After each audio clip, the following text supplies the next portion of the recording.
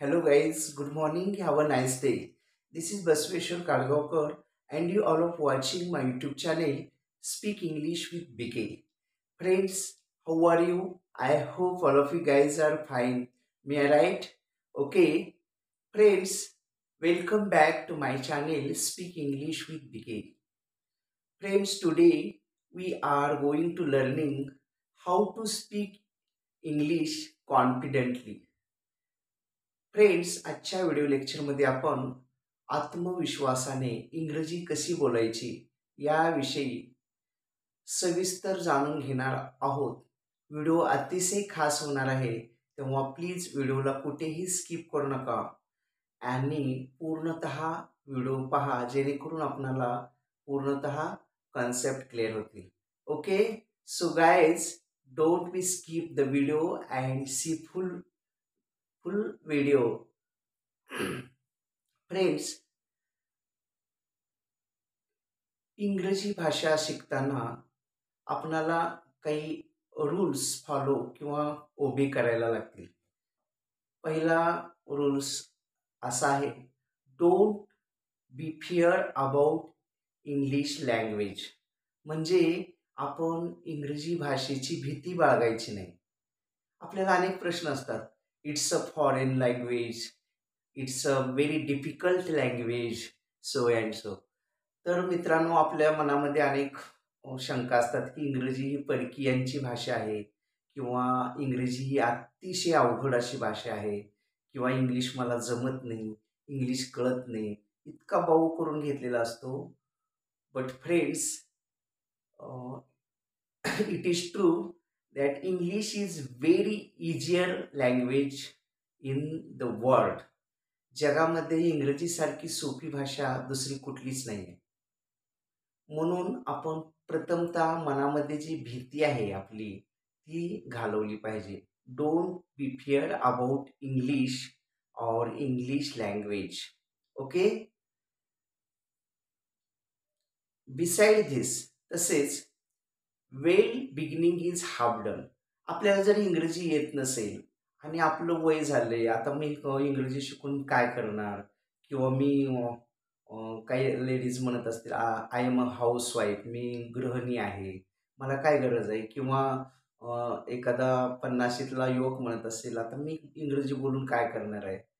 तर असे जे मनामध्ये आपल्या निगेटिव्हनेस असेल तर ते प्रथमतः काढून टाकलं पाहिजे. कारण इंग्रजी ही कोणत्याही वयात, म्हणजे कुठल्याही वयाचं बंधन नाही. अगदी लहानापासून म्हणजे किड्सपासून ते ओल्ड एजपर्यंत आपण इंग्रजी आत्मसात करू शकतो आणि फ्लुएंटली इंग्लिशमध्ये आपण बोलू शकतो. But well beginning is half done. आपण चांगली सुरुवात केली पाहिजे. असं म्हटलं जातं की कुठल्याही कार्याची चांगली सुरुवात केली तर निम्मं काम तिथंच झालेलं असतं.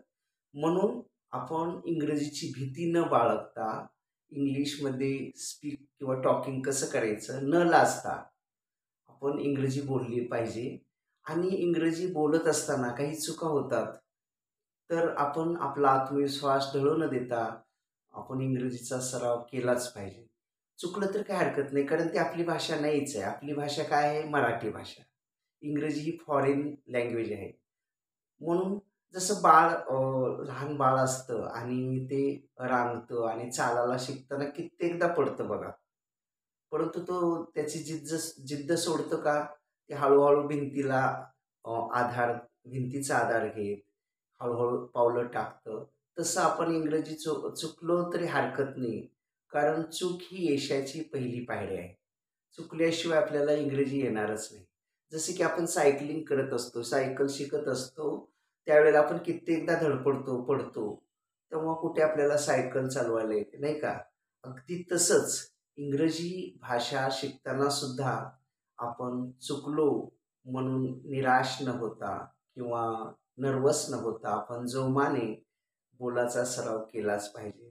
आणि आपण चुकल्यावर काही लोक हसतील किंवा आपल्याला नेगेटिव्हनेस करतील, तर त्याच्याकडे आपण लक्ष नाही दिलं पाहिजे. Don't be care about this, किंवा don't pay attention towards that people who are making negative to you and who are laughing towards you. Okay. म्हणून जे तुम्हाला निगेटिव्ह करत आहेत किंवा तुमच्याकडे बघून हसत आहेत, त्यांच्याकडे लक्ष देऊ नका. You only focus to your goal. तुम्ही तुमचं लक्ष फक्त कुठं केलं पाहिजे? केंद्रित ध्येयाकडे. कारण आपलं लक्ष फक्त ध्येयाकडे पाहिजे. जसं की अर्जुन असतो अर्जुन. तर अर्जुनाला त्या माशाचा डोळाच दिसत असतो बघा. तो ते चक्र एक वरती फिरत असतं आणि अर्जुनाला तो त्याचा डोळ्यावर बाण साधायचा असतो. तर तितकं तो एकाग्र होऊन फक्त त्याला डोळा दिसतो. बाकीचा मासा दिसत नाही, बाकीचं लोक दिसत नाहीत. इतकं आपण एकाग्र आपल्या ध्येयाकडे, आपल्या फोकसकडे झालं पाहिजे. म्हणजे मग इंग्लिश काय अशी कुठली भाषा आहे की आपल्याला म्हणजे येणार नाही. आपण जर आपली जिद्द असेल, तर आपण इंग्रजीवर प्रभुत्व मिळवू शकतो. Practice practice makes man perfect. आपण दररोज सराव केला पाहिजे इंग्रजी बोलण्याचा. आपण अगदी घरात रुटीन घरी आपल्या घरामध्ये आपल्या भावंडाशी, आपल्या मम्मी-पप्पाशी किंवा हे आपल्या लाईफ पार्टनरशी किंवा अगदी आपण कॉलेजात आपले फ्रेंड सर्कल असेल त्यांच्याशी सुद्धा आपण इंग्लिशमध्ये सुसंवाद करण्याचा प्रयत्न केला पाहिजे. जास्तीत जास्त मॅक्सिमम आपण इंग्लिश वापरली पाहिजे आपले सेंटेन्स बोलताना किंवा आपण आपल्या फोनवर कॉलिंग चालू असताना जास्तीत जास्त इंग्लिश भाषेचा आपण यूज यूज केला पाहिजे. जेणेकरून आपल्याला at one day we are going to speak English fluently and perfectly. असा एक दिवस येईल की आपण पूर्णतः इंग्रजीवर प्रभुत्व मिळवलेलं असेल आणि पूर्णतः इंग्लिशमध्ये आपण टॉक किंवा कम्युनिकेशन करू. Okay. So practice every day.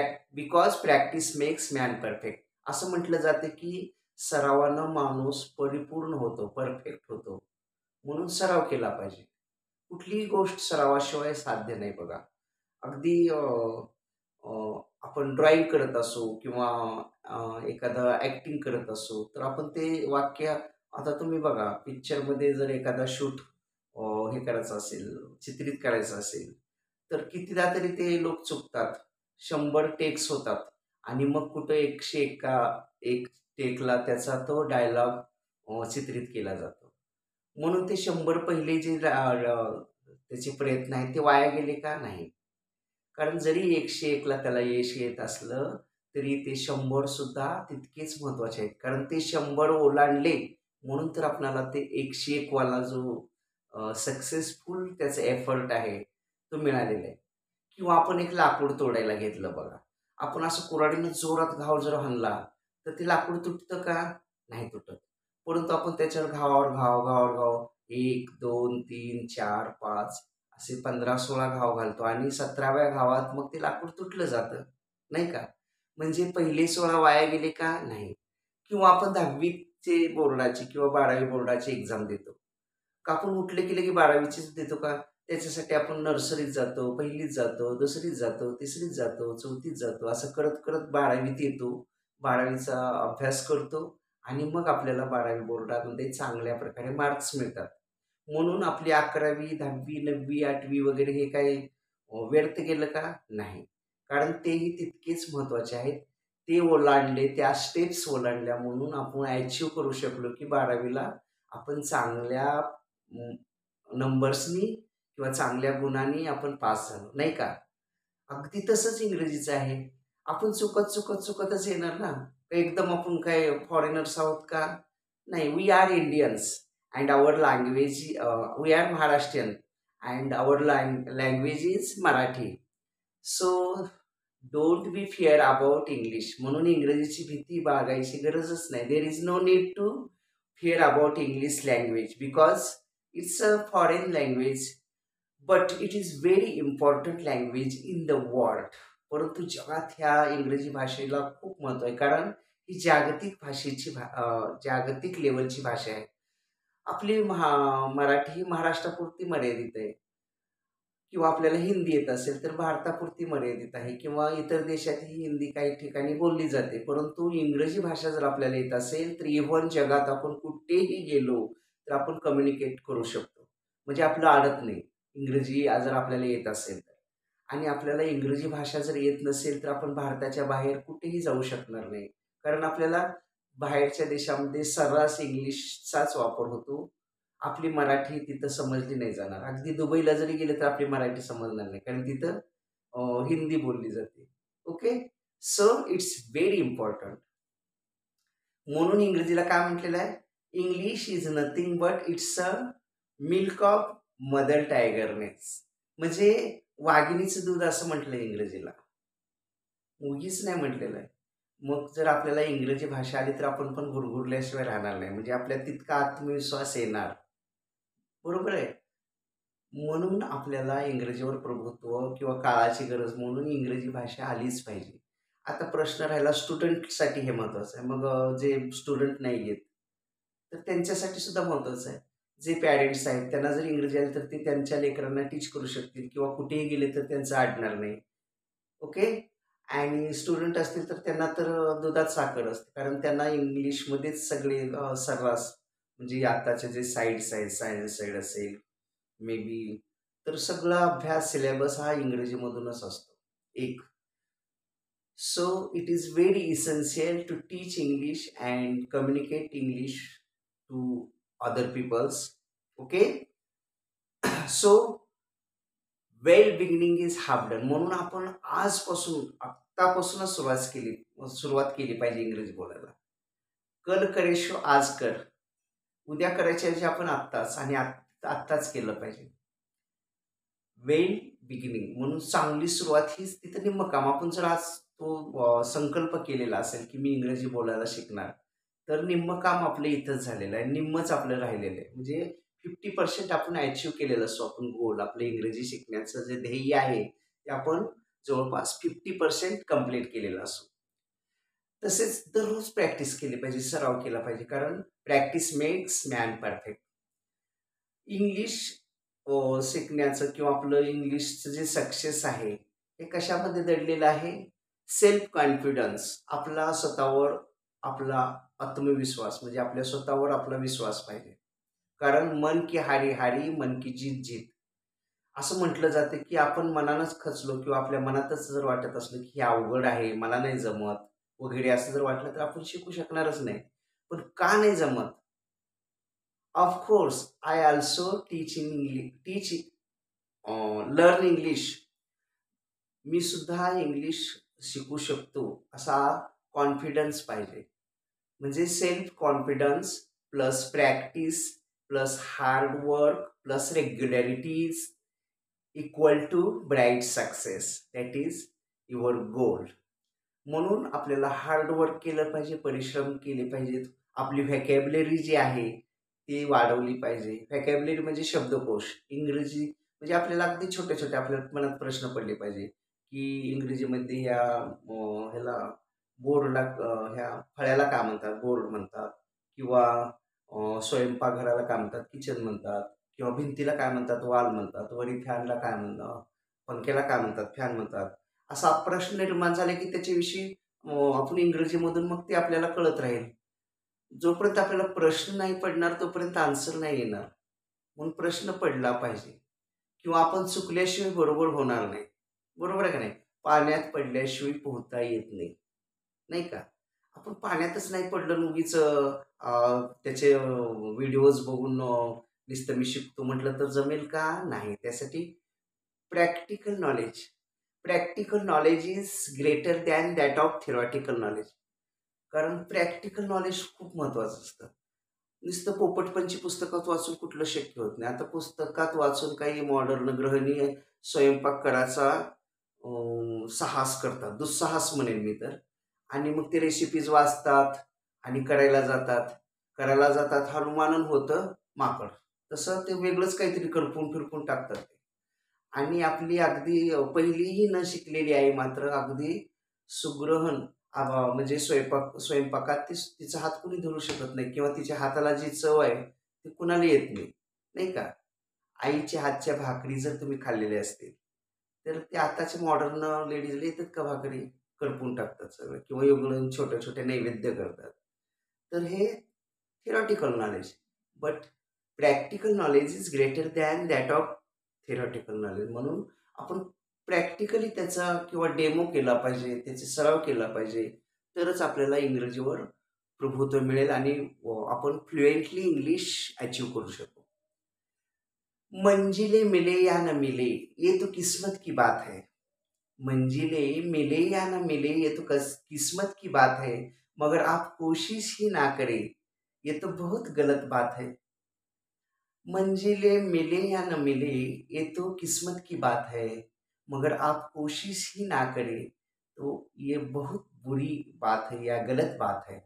जर तुम्ही कोशिशच नाही केली तर कसं? कोशिश असं म्हटलं जातं की कोशिश करने वालों की हार नाही होती.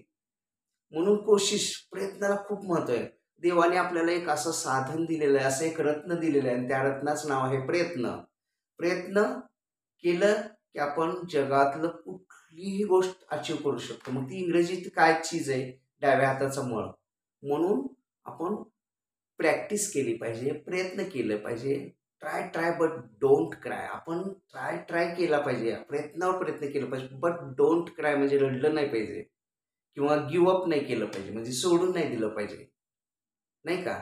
आपलं अर्धवट, हाफ नॉलेज इज डेंजरस. आपण अर्धवट कुठलं काम करत असो तर ते very dangerous, it's very dangerous. कारण अर्धवट कुठलीच गोष्ट कामाची नाही बघा. त्यापेक्षा अनाडी असलेलं बरं. म्हणजे असं म्हटलं जातं की एक तर खूप शिकलेला असावा, नाहीतर खूप अनाडी असावा. हे दोघांना सांगितलेल्या गोष्टी कळतात. परंतु जे हाफ नॉलेजवाले असतात त्यांना काहीच कळत नाही. ते सायको असतात. त्यांना काही कळत नाही. कारण ते त्यांचं नॉलेज हे अर्धवट असतं. म्हणजे 50% ते निगेटिव्ह, 50 पॉझिटिव्ह असं अद्धर असतं. म्हणजे कॉन्फिडन्स नसतो. अनाडी लोक म्हणतात की मला कळत नाही बाबा, सांग, आणि ते लक्ष देऊन ऐकतात आणि ते अचीव्ह करतात. म्हणून अनाडी असलेलं बरं. किंवा जे एकदम वेल एज्युकेटेड आहेत त्यांना पण समजतं, कारण त्यांचं परिपक्व असतं मेंदू, इंटेलिजन्स असतं, समजण्याची पात्रता असते, ॲबिलिटी असते, समोरच्याचं ऐकून घ्यायची तयारी असते. पण हाफ नॉलेजवाले ऐकतच नाहीत. ते तसं नाही, असं असं म्हणून ते आपल्याला शिकवायला जातात. That's why half knowledge is always dangerous. Okay. म्हणून आपण कुठलीही गोष्ट साध्य करताना तिच्यावर प्रभुत्व केलं पाहिजे. मग ती कुठलीही का गोष्ट असेल. समजा आपण चित्रकलेत आपला रस असेल तर चित्रकलेचीच आवड, आपण छंद जोपासला पाहिजे. सपोज आपल्याला ॲक्टिंगची आवड असेल तर आपण ॲक्टिंगच केली पाहिजे. आपणाला शेती करण्याची आवड असेल शेतीच केली पाहिजे. मग त्याच्यासाठी नॉलेज घ्यायला काही हरकत नाही. आपल्याला आता शेती करायची तर आपण BSc ॲग्री करू शकतो. ॲग्रिकल्चरल कोर्स जे आहेत ते करून आपण शेतीमध्ये उत्तम प्रगती करू शकतो, नाही का? किंवा आपल्याला लोकांची सेवा करायचा उद्देश आहे. सर्व्हिस टू असं म्हटलं जाते की service to man is service to God. तर आपण डॉक्टर व्हायला पाहिजे, नाहीतर मग मेडिकल क्षेत्रात किंवा ब्रदर्स किंवा नर्स ह्या ज्या पोस्ट आहेत ह्या लोकांच्या सेवेसाठी आहेत. याच्यासारखं पुण्य कशात नाही बघा. खूप खूप महत्त्वाचा हा पेशा आहे. कारण यामध्ये लोकांची सेवा पण घडते आणि अर्थार्जन पण मिळतं. म्हणजे फक्त अर्थार्जनच नाही होत, तर लोकांसाठी आपण उपयोगाला येतो आणि त्याच्यासारखं कुठलंही पुण्य नाही. व देवळात तासनतास भजन करणं म्हणजे पुण्य नसतं, तर आपण लोकांच्या कामी येत असू किंवा लोकांना आपण मदत करत असू तर ते महत्त्वाचं आहे. उगाच दिवसभर आपण रामनाम किंवा किंवा शिवनाम नुसतं घेतलं तर ते पुण्य लागतं असं नाही, तर तसं आचरण केलं पाहिजे. म्हणजे 1000 जपापेक्षा एक कृती श्रेष्ठ असते आणि ती कृती म्हणजे चांगली कृती. ओके. Always think positive. आपण नेहमी सकारात्मक विचार केला पाहिजे. निगेटिव्हनेस नाही आलं. निगेटिव्हनेस येतं कारण जीवन आहे. There are so many obstacles in life. अनेक जीवनात अडथळे असतात. But we don't live your courage. तुम्ही तुमचं ध्येय धाडस नाही सोडलं पाहिजे किंवा यू ऑलवेज थिंक पॉझिटिव्हली. आपण नेहमी पॉझिटिव्ह, सकारात्मक का नाही जमणारच. आपल्याला असं लहानपणापासून शिकवलेलं असतं की हे करू नकोस, तिकडे जाऊ नकोस. कारण आपलं टीचिंगच निगेटिव्हनेसमधनं झालेलं आहे. आपलं सगळी हे करू नको, ते करू नको असं आपल्याला लहानपणापासून सांगितलं. त्यामुळं आपल्याला निगेटिव्हनेस आलेलं आहे. आपल्याला पॉझिटिव्ह सूचना दिल्याच नाही. आपल्याला अशा सूचना दिल्या पाहिजे होत्या की तू खरं बोल. आपल्याला असं शिकवलं घरच्यांनी की तू खोटं बोलू नको. मग का बोलू नको म्हणून उत्सुकता वाढली आपली आणि तीच गोष्ट जे करू नको म्हणले की तेच करतो आपण. म्हणजे फीडबॅक आपल्याला निगेटिव्ह झालेला आहे. तर आपल्याला त्या निगेटिव्हनेस बाहेर टाकून रिमूव्ह करून त्यामध्ये पॉझिटिव्हनेस, सकारात्मकता किंवा पॉझिटिव्हनेस आणायचा आहे. आणि जर आपण पॉझिटिव्ह असू तर कुठलीही गोष्ट अचीव्ह आपण करू शकतो. असं म्हटलं जातं की इन नेपोलियन्स डिक्शनरी, नेपोलियनच्या डिक्शनरीमध्ये there is no word that is impossible. त्याच्या डिक्शनरीमध्ये इम्पॉसिबल नावाचा वर्डच नव्हता म्हणे.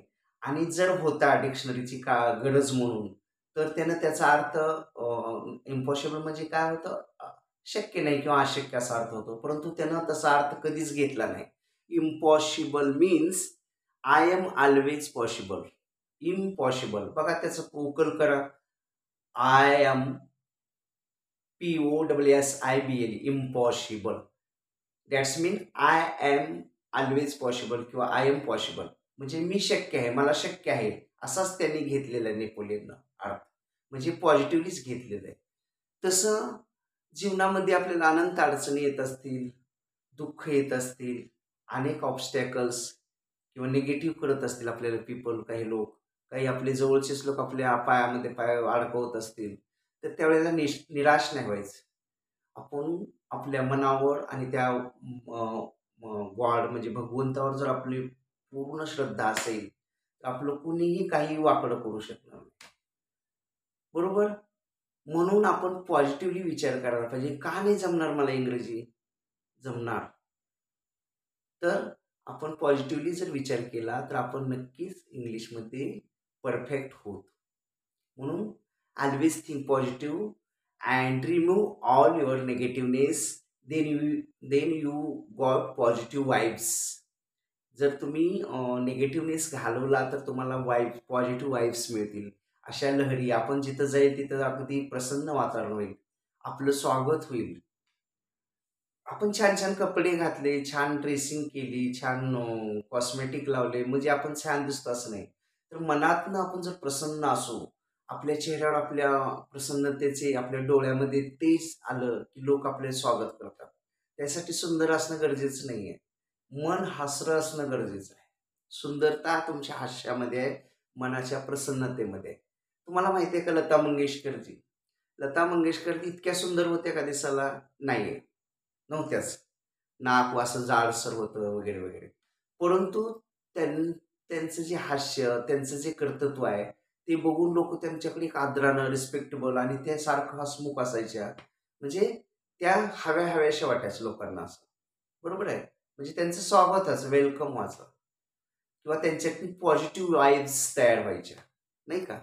तसं आपल्याला देवानं मला काळंच केलंय, मला कलर मला काळाच दिलाय किंवा मला रंगच नाही किंवा मला एखाद्या श्रीमंत बापाच्या घरी का जन्म दिला नाही, मी पण कॉन्व्हेंटला शिकलो असतो, मला पण इंग्रजी फाडफाड बोलता आली असती.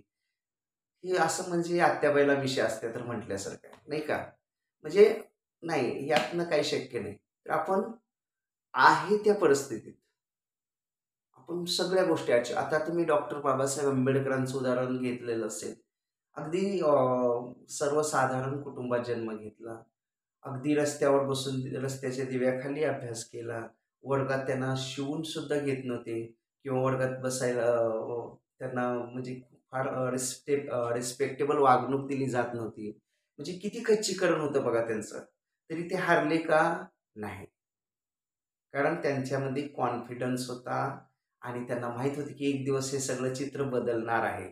कारण आता जरी अंधार असला तरी सकाळी सूर्य उगवल्यानंतर फक्त लख्ख प्रकाश पडून पुन्हा सगळं ब्राईटनेस येणार आहे. हे आपल्याला जसं माहिती आहे अगदी तसंच आंबेडकरांना माहीत होतं आणि आज पूर्ण जगामध्ये त्यांच्याकडे आदरानं बघितलं जातं आणि प्रत्येक ऑफिसमध्ये त्यांचाच फोटो आहे आणि आपलं कॉन्स्टिट्यूशन म्हणजे संविधानसुद्धा डॉक्टर बाबासाहेब आंबेडकरांनी लिहिलेलं आहे, नाही का? म्हणून मन की हारी हारी, मन की जीत जीत. मनामध्ये जिद्द अशी पाहिजे, असं पेटून उठलं पाहिजे आणि अपमानित झालेलं चांगलं. इन्सल्ट लोक करतात ना, करू देत. त्याच्याशिवाय आपल्यात आग लागत नाही. आग लागली पाहिजे, बर्न. जोपर्यंत आपल्यात आग लागत नाही तोपर्यंत आपण हालचाल करत नाही. ज्यावेळेला बघा घराला आग लागते किंवा कुठंतरी आग लागते, आपण पळतो आपलं संरक्षण करण्यासाठी. आणि जोपर्यंत सुरक्षित असतो तोपर्यंत कुठं पळत नाही. तसं जोपर्यंत संकट आपल्याला घेरत नाही तोपर्यंत आपण धडपडून उठतच नाही. म्हणून संकटाने घेरलं पाहिजे, नाही का? तसंच हे तुम्हाला माहिती आहे का, की ते सुरवंट असतं. सुरवंट म्हणजे पाखरू आणि त्याचं ते लहान बाळ असतं त्याला सुरवंट म्हणतात, फुलपाखराच्या. तर ते लहान असताना त्याची आई त्याला बाहेर जाऊन गवताच्या काड्या घेऊन येते चोचीमध्ये आणि त्याला भरवते.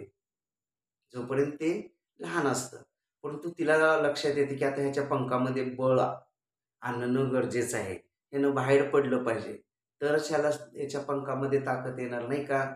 म्हणून मग ते काय करते, थोड्या दिवसांनी बाळ मोठं झालं, की मग त्या घरट्यामध्ये काटे आणून ठेवते आणि ते काटे टोचायला लागले, की ते धडपडतं आणि बाहेर पडतं.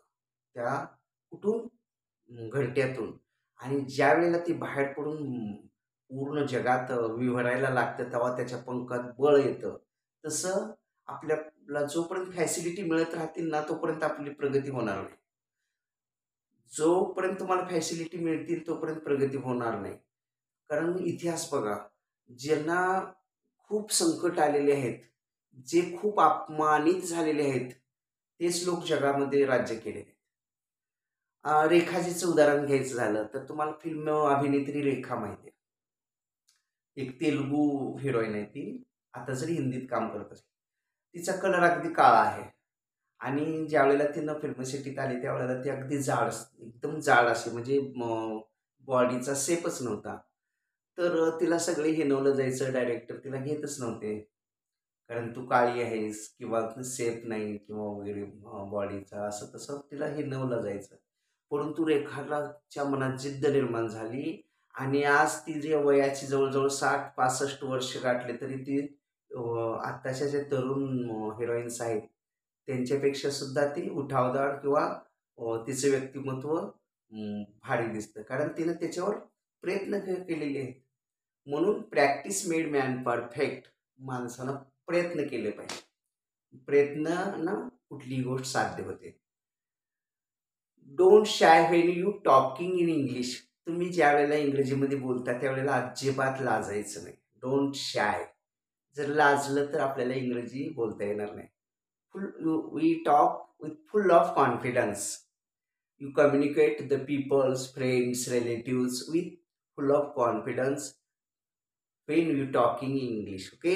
ज्यावेळेला तुम्ही मित्रांशी, रिलेटिव्हशी किंवा बाहेर कम्युनिकेट करता, समाजामध्ये वावरता, त्यावेळेला अगदी आत्मविश्वासानं आपण इंग्रजी बोलायचा प्रयत्न केला पाहिजे. भले चुकलं तरी हरकत नाही. त्यानंतर don't give attention towards the people insulting you or making negative to you. अशा लोकांकडे लक्ष देऊ नका जे तुम्हाला निगेटिव्ह न्यूज करत आहेत किंवा काहीतरी तुझ्या घरावरून काय फॉरेनचं विमान गेलं का वगैरे म्हणतात बा, इंग्रजी जी कोण बोलत असेल तर. तर हे जुनी म्हण आहे, तुझ्या घरावरून फॉरेनचं विमान गेलं का, म्हणजे ते खच्चीकरण करत असतात. कारण त्यांना ती गोष्ट जमत नसते. मग त्याच्याच मित्रात तो आपल्या पेक्षा पुढे जातो का म्हणून ते त्याला खच्चीकरण करत असतात. तर त्यावेळेला आपण आपलं जे हे आहे, कॉन्फिडन्स लूज नाही झाला पाहिजे, आपलं पॉझिटिव्हनेस कमी नाही झाला पाहिजे. आपण हे केलं पाहिजे. फक्त इंग्रजीच्याच बाबतीत मी आज तुम्हाला सांगतोय असं नाही. हा एक मोटिवेशनल स्पीकर समजा किंवा एक काय म्हणूया त्याला, गायडन्स, आपल्याला एक लाईफ गायडन्स, जीवनाचं तत्वज्ञान सांगणारा असा हा व्हिडिओ आहे. फक्त इंग्लिशसाठीच नाही तर एक मोटिवेशनल म्हणून, इन्स्पिरेशन म्हणून. कारण आपल्याला कुणीतरी चालना द्यायला पाहिजे किंवा मार्ग दाखवला पाहिजे. कारण माइलस्टोन असल्याशिवाय आपल्याला कुठलं, म्हणजे आपण बघा, अंधारातनं जात असताना ते माइलस्टोन असतात, म्हणजे दिवे, पथदिवे. तर ते आपल्याला मार्ग दाखवण्याचं काम करतात. तसं गुरु, टीचर आपल्याला मार्ग दाखवत असतात आणि त्या मार्गावरून पादाक्रांत होऊन किंवा मार्गक्रमण करून आपण आपलं अचीव्ह करायचं असतं, काय तर ध्येय किंवा गोल. किंवा अमिताभ बच्चनजीचं उदाहरण घेतलं तर ते असे, त्यांची हाईट मर्यादेपेक्षा उंच आहे. म्हणून उंच आहे म्हणून त्यांना नाकारलं जायचं सुरुवातीला आणि पिक्चरच मिळायचे नाहीत त्यांना. परंतु आज ते त्यांचं जर हे पाहिलं तर ते सुपरस्टार पद म्हणजे अगदी उंच पदावर, अशा पदावर गेलेत की तिथून त्यांना कुणी हलवू शकत नाही. जसं ध्रुव तारा आहे. ध्रुव तारा एक आढळ स्थान आहे. त्याचं स्थान कुणीच घेऊ शकत नाही. तसं मेक युअर माइंड स्ट्रॉंग. तुमचं माइंड स्ट्रॉंग केलं पाहिजे. स्ट्रॉंग म्हणजे मनामध्ये जिद्द किंवा लेचेपेचे मन नाही पाहिजे, की लगेच कुणीतरी काय म्हणले की गिव अप, सोडून द्यायचं. जाऊ दे ती इंग्रजी आपलं काम नाही, जाऊ दे आता ते काही इंग्रजीचं असतच नाही. इंग्रजीचंच नाही तर कुठलंही काम करताना आपल्याला फुल ऑफ कॉन्फिडन्स पाहिजे, फुल ऑफ एनर्जेटिक पाहिजे. तसंच आपण सेल्फ कॉन्फिडन्स पाहिजे. आपल्याकडे रेग्युलॅरिटी पाहिजे, प्रॅक्टिस पाहिजे, हार्ड वर्क म्हणजे परिश्रम करण्याची तयारी पाहिजे. मग कुठल्याही क्षेत्रात आपण असो, आपल्याला success, that is bright success is ours. त्यावेळेला आपल्याला एक छानसं सक्सेस किंवा यश हे आपलंच असणार आहे. चकाकणारं, ब्राईट म्हणजे चकाकणारं. ओके. त्याच्यासाठी काय केलं पाहिजे? माइंड सेट केलं पाहिजे. Mind set. दररोज आपण अलार्म सेट करतो बघा, 4ला उठायचंय. अलार्म लावतो आणि मग आपण उठतो. तसं आपण इंटरनल माइंड, आपल्याला 2 माइंड असतात. External mind and internal mind. म्हणजे बाह्य मन आणि अंतर्मन. तसं बाह्य मन हे किती only that is external mind works only 20%. 20%च काम करतं हे बाह्य मन अँड 80% वर्क्स इंटरनल माइंड. आतलं अंतर्मन जे असतं ते 80% काम करत असतं. म्हणून आपण इंटरनल माइंडला जागृत केलं पाहिजे. त्यामध्ये फीडअप केलं पाहिजे. जसं कॉम्प्युटरमध्ये आपण जे फीडिंग करू तेच आउटपुट निघतं का नाही? जे इनपुट घालू तेच आउटपुट. तसं आपण सूचना दिल्या पाहिजे. दररोज सूचना दिल्या पाहिजे मनाला, की मला हे करायचंय. आता उदाहरणार्थ, आपल्याला एखाद्या मित्राच्या लग्नाला जायचं असतं. पहाटे 4ला उठायचं आहे आणि आपल्याकडे अलार्म नाही, काही कुठली सुविधा नाही. मग आपण मनाला बजावतो, की 4ला उठायचं आहे. शार्प आपल्याला 3:30ला उठायचं आहे, कारण 4ला जायचं तर आपण मनाला म्हणतो, की 3:30ला उठलंच पाहिजे ॲट एनी कॉस्ट आणि झोपतो. मग आपण बघा चमत्कार, बरोबर 3:30ला आपल्याला जाग येते. कुणीही उठवलेलं नसतं. कारण ते अंतर्मनात तो विचार गेलेला असतो आणि अंतर्मन हे 80% काम करतं, नाही का? मग आपण 3:30ला उठतो धडपडून, लगे फ्रेश होतो आणि ते वाहन जे आहे ट्रॅव्हल्स म्हणा, तिथं जाऊन लगेच 4ला, तिथं 4च्या आधीच 5 मिनिटं जाऊन बसतो, आपली सीट रिझर्व्ह करतो आणि एन्जॉय करतो वेडिंगचा, त्या लग्नाला जाण्याचा. Like this. म्हणून mindset. It is very important to making mindset.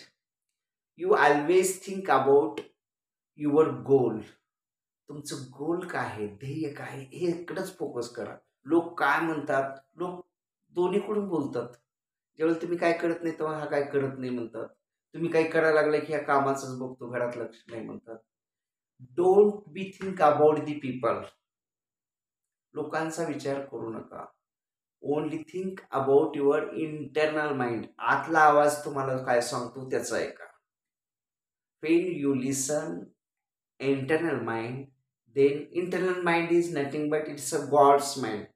दैवी मन म्हटलं जातं त्याला, देवाचं मन. कारण इंटरनल माइंड आपल्याला चुकीचं कधीच सांगत नाही. समजा आपण रस्त्याने जातो आहोत आणि वाटेत एक बॅग पडलेली आहे, सापडली आपल्याला. त्या बॅगमध्ये 1,00,000 रुपये आहेत. मग एक माइंड म्हणतं घे 1,00,000 रुपये. ती जर बॅग घेतली तर तू 6 महिने मजेत अगदी एन्जॉय करू शकशील. हे बाह्य मन म्हणतं आपल्याला. बाह्य मन म्हणजे हे आपलं आत्ताचं मन, म्हणजे जागृत मन. आणि सुप्त मन जे असतं किंवा इंटरनल माइंड जे असतं, म्हणजे कॉन्शियस आणि अनकॉन्शियस 2 माइंड असतात. कॉन्शियस माइंड म्हणजे जागृत मन काय म्हणतं, घे आणि ऐश कर. कुणी इकडे-तिकडे पाहतो आणि कुणी पाहत नाही ना, मग हे ₹1,00,000 घेऊन आपण मजा करूया असं ते मन सांगतं. But internal mind said, don't take that money. ते पैसे घेऊ नकोस, असं ते सांगतं. कारण ते जर पैसे तू घेशील तर तुझ्या मागे पोलीस लागतील किंवा तू संकटात सापडशील एक. किंवा ते पैसे एखाद्या कुणीतरी पॅरेंट्स, आपला मुलगा अवस्थेत दवाखान्यात आहे, जीवन मरणाशी तो खेळत आहे आणि त्याचे औषध आणण्यासाठी किंवा बिल भरण्यासाठी एखाद्या दिवस ते घेऊन जात असतील आणि ते पैसे चुकून पडलेले असतील, तर ते पैसे घेतलं असतं ते त्याचा जीव म्हणजे प्राण जाणार किंवा त्याच्यावर उपचार होणार नाही, हे पाप घडेल. किंवा एखाद्या भावानं आपल्या बहिणीच्या लग्नासाठी बँकेतून काढलेली असतील आणि ते लग्न करण्याचे त्यानं अनेक स्वप्न रंगवून तो जात असताना वाटेत पडले असतील. तर ते पैसे जर तुम्ही घेतले तर ते पोलीस स्टेशनला जमा करा किंवा त्याची ॲडव्हर्टाईज द्या आणि ते ज्याचे आहेत त्याच्यापर्यंत पोहोचते करा. एक आणि हे सगळं आपल्याला होत नसेल तर तिकडं दुर्लक्ष दुर्लक्ष करून निघून जा.